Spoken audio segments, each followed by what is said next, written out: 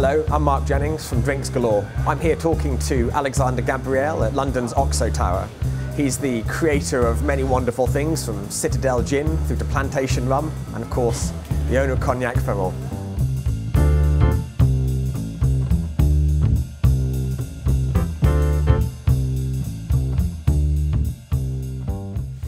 Alexandre, thank you very much indeed for being on with us today. Well, thank you. Great to be here. Great to be in London. Were you born into the spirits and the drinks business?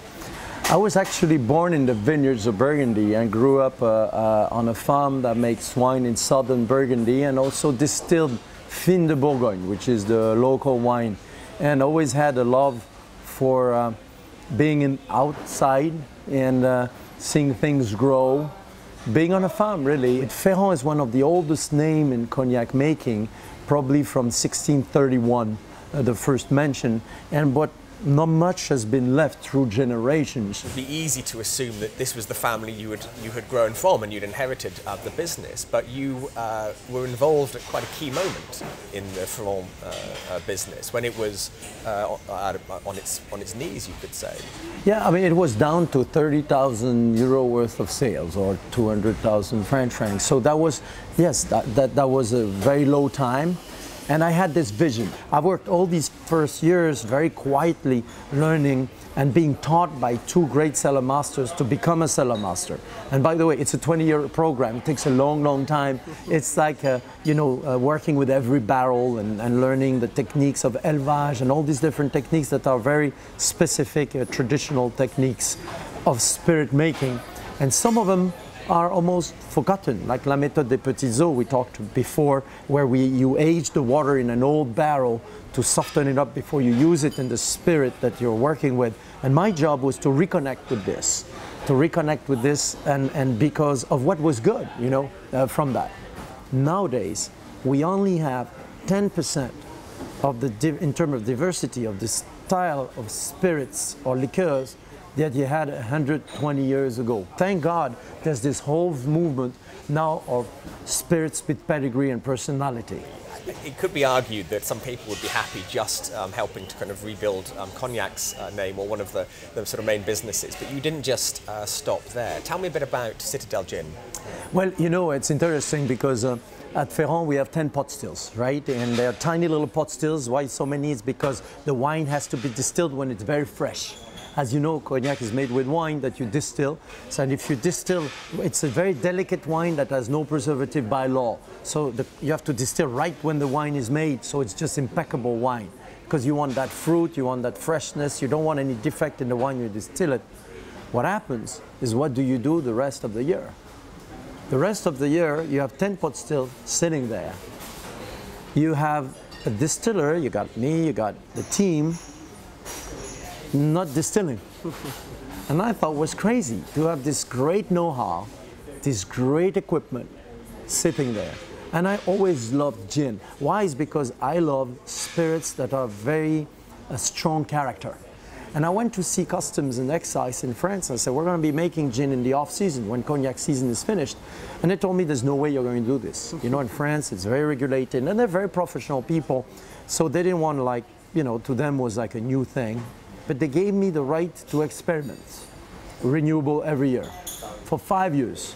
Some students came to me and they did a study with their teacher 25 years ago, and their conclusion said I had no chance in life with that product. I was very scared. I'm like, these guys are 10 times smarter than me. I kept that study, by the way. And and they said, this is no chance. It's French people, whatever. I guess we were right way too early, or we had no clue. We were just passionate and wanted to make great gin. 5 years later, Customs and Excise says, go ahead. But we had to build the spirit safe. You have to distill off-season. So to that day, in the winter, we distilled Cognac Ferrand. And in the summer, or spring and summer, started April 1st, we decommissioned the distillery, recommissioned it.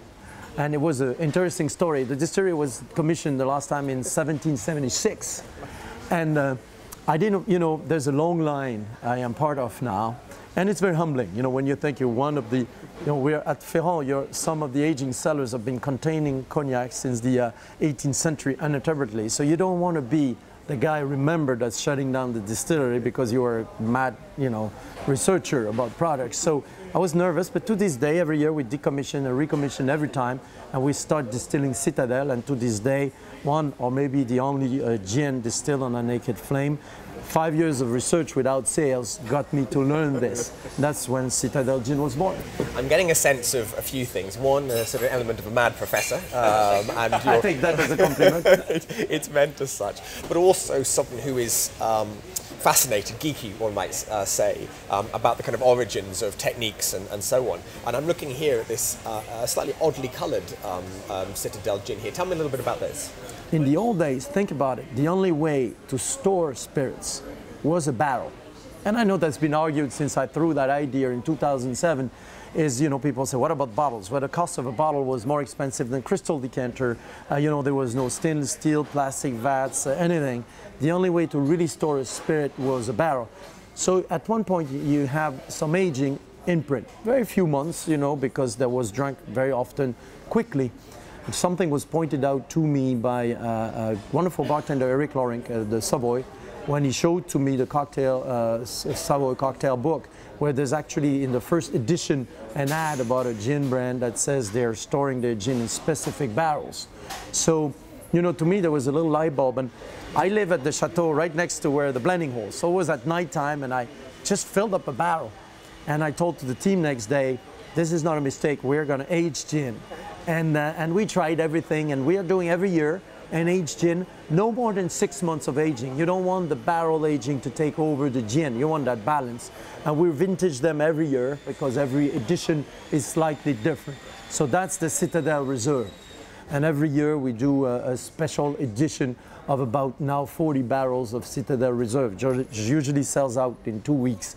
I'm very proud to say. You've come from cognac, which of course is very regulated and very, very specific, into gin, which is a bit more sort of open. But rum is an area that is sort of polluted with all different types of process and make and so on. What possessed you to get into such a crazy area? Well, I am possessed by rum now because it's a great term. And I started visiting the Caribbean. There's some islands still have, like in 80, you have one or two distillers, one in particular distiller that's from cognac origins, 150 years ago. So I thought I could speak with these people and they could use a cognac cask for a finish. There's a lot of compatibility, technical compatibility. I went to the Caribbean, took my little suitcase and went from one island to the other. And then I tasted rum right off the still, of the pot still. And it was like, you know, love at the first sight. You know, like she's there, she's beautiful, she's, you know. And I said, I can do something. There's this little voice in me, a loud voice really saying, you can do something with this. And I couldn't sleep that night. And suddenly, instead of getting paid for the barrels, I say, give me rum instead.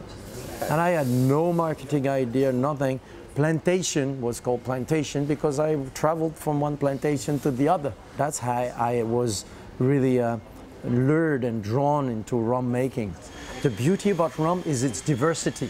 You can have a beautiful plantation Jamaican that's like rustic, structured, like a guy with big hands, you know, but a good heart, you know?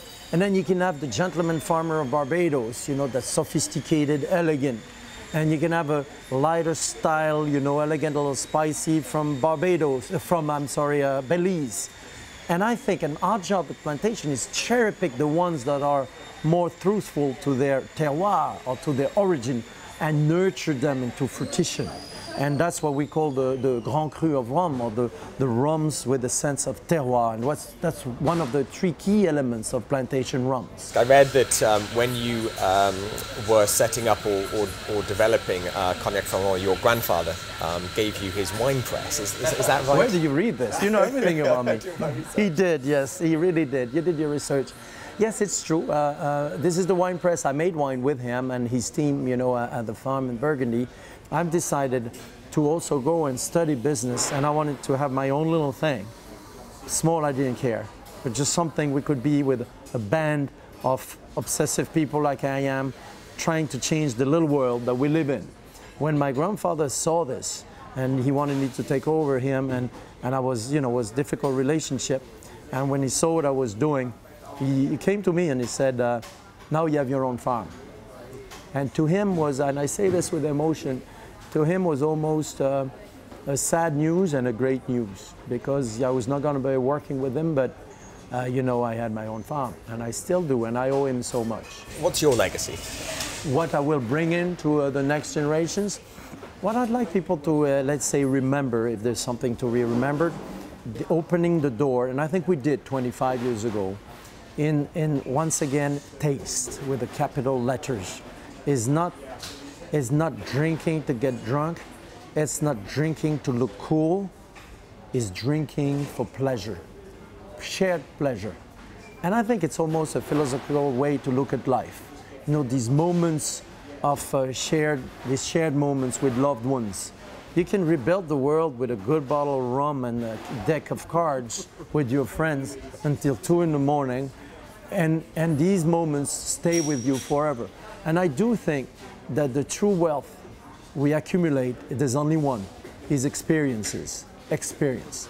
Makes me think a lot about my grandfather, who always used to say, you can't take it with you, meaning, you know, you enjoy your life now and grab that moment. And I particularly liked sort of being able to fix the world, put the world to rights over a glass or perhaps a bottle of rum. Alexandre, it's been such a pleasure to chat to you on an incredibly rainy but suddenly very Caribbean feeling day. Thank you very much indeed. Thank you so much. It's a pleasure being here.